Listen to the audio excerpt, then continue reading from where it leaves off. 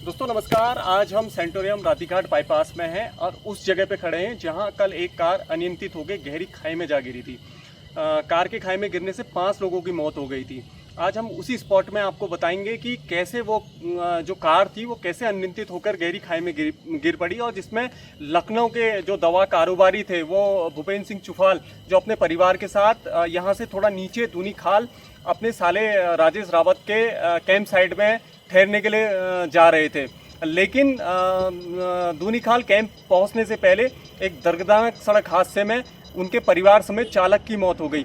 आप देखिए ये जो रास्ता है ये पीछे, मैं अपने कैमरामैन से कहना चाहूँगा, आप दिखाइए सड़क कितनी चौड़ी है। 12 मीटर सड़क चौड़ी है। उसके बावजूद आप देखिए कि जब सड़क इतनी चौड़ी है तो जो कार चालक था वो कहीं ना कहीं अपना थोड़ा स्पीड में, हो सकता है कि ये अंदेशा लगाया जा रहा है कि उस स्पीड में होगा, और स्पीड में होने के बाद ये जो मोड़ है उसमें वो ब्रेक मारने के प्रयास उसने किए होंगे, लेकिन ब्रेक में पाँव नहीं लग पाए, और हो सकता है कि एक्सीलेटर में पाँव पड़ा तो सीधे स्पीड में जो एक कार थी वो यहाँ से सीधे नीचे खाई में जा गिरी।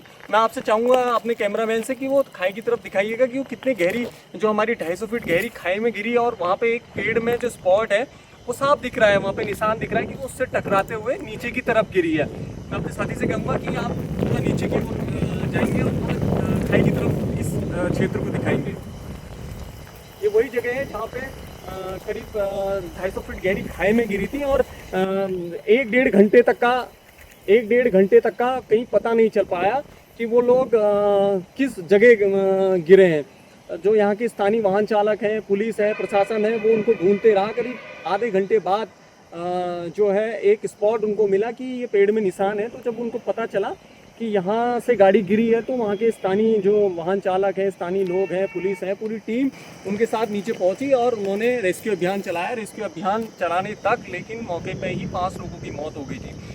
खुशी लखनऊ में जो दवा कारोबारी भूपेंद्र सिंह चुफाल थे, उन्होंने सोचा था शायद कि छुट्टियां मनाने, बच्चों की छुट्टियां हुई हैं गर्मियों में, तो वो पहाड़ की हसीन वादियों में जाएंगे और वहाँ के लुत्फ़ उठाएंगे, लेकिन शायद कुदरत को ये मुमकिन नहीं था, और यही कारण रहा कि वो यहाँ इस गहरी खाई में जा गिरी उनकी कार, और उनकी ऑन द स्पॉट मौत हो गई। घटना के बाद जो उनके साले हैं, उनके साले के रो कर बड़ा बुरा हाल था। उनका यही कहना था कि मैंने अपनी दीदी जीजा जी को क्यों बुलाया यहाँ, और शायद अगर मैंने नहीं बुलाया होता तो शायद आज उनकी कार नहीं गिरी होती और 5 लोगों की जान बची होती। मैं चाहूँगा अपने कैमरामैन से कि स्पॉट पे दिखाइए, पैराफिट कहीं पे नहीं है। हालांकि लोक निर्माण विभाग के अधिकारियों को कहना है कि 12 फीट चौड़ी सड़क है तो मंदिरों के अनुरूप ही पैराफिट लगाए जाते हैं, लेकिन उसके बावजूद भी अगर पैराफिट नहीं है तो कहीं ना कहीं ये चीज़ दिखाता है कि लोक निर्माण विभाग की भी बहुत बड़ी कमी है। अगर यहाँ इस साइड में पैराफिट होते तो एक बड़ा हादसा होने से बच सकता था, और लोगों की जान जो गई है वो शायद नहीं जा पाती। और हम इसी मार्ग से होते हुए आए हैं तो हमको बहुत सी जगह पे पैराफिट कहीं नहीं दिखाई दिए हैं, जबकि ये 19 किलोमीटर का बाईपास है और ये 23 करोड़ की लागत से बनाया जा रहा है। लेकिन उसके बावजूद भी सुरक्षा के पुख्ता इंतजाम नहीं होने, कहीं ना कहीं जो आने वाले दिनों में जो लोक निर्माण विभाग के अधिकारी कह रहे हैं कि ये 10 जून से पहले, जो कैची धाम में 15 जून को स्थापना दिवस मनाया जाता है, उससे पहले हम इसको 10 जून तक का खोल देंगे।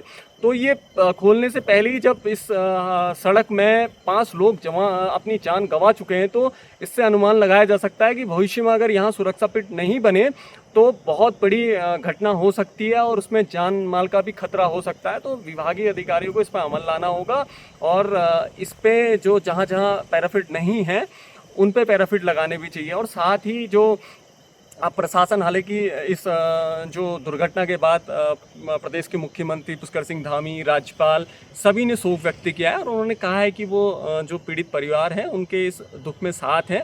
लेकिन सबसे बड़ी चीज़ है कि जो ये घटना घटी है वो एक परिवार के 5 लोगों का चले जाना, पति पत्नी सहित उनके 2 बच्चों का, तो पूरा परिवार उजड़ गया है। उनके जो कुंदन चुफाल थे, उनके परिवार में एक सिर्फ उनकी बुजुर्ग माता रह चुकी हैं, जो जिनका रो कर घटना के बाद से बहुत बुरा हाल है। आज उनकी अंत्येष्टि जो है वो उनके पैतृक गांव खटीमा में होनी है, और उनका जो कारोबार था वो लखनऊ में था। लेकिन जो एक घटना है उसके बाद से यहाँ के स्थानीय लोग भी काफ़ी आहत हैं। उनका भी ये कहना है कि प्रशासन को कहीं ना कहीं इस जो ये मार्ग है इसमें सुरक्षा के पुख्ता इंतजाम करने होंगे, ताकि कभी भविष्य में कोई दूसरी दुर्घटना ना हो सके।